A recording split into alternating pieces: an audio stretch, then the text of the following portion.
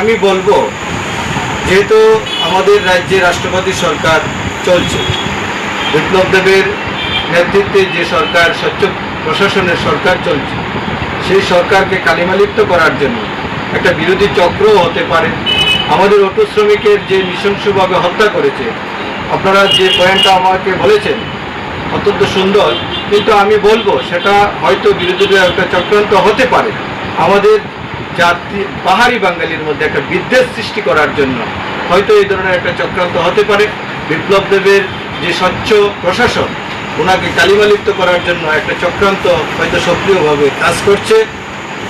সেই জন্য আমি আশা রাখবো যেন এই ধরনের ঘটনা আর না ঘটে, এবং বিরোধীরা যে চক্রান্ত করছে সেই চক্রান্ত কোনোদিন সফল হবে না।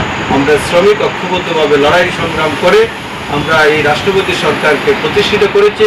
আমরা রাষ্ট্রপতি সরকারের পাশে থেকে লড়াই করব এবং শান্তি সম্প্রীতি যেন বজায় থাকে সেই লক্ষ্যে আমরা কাজ করব।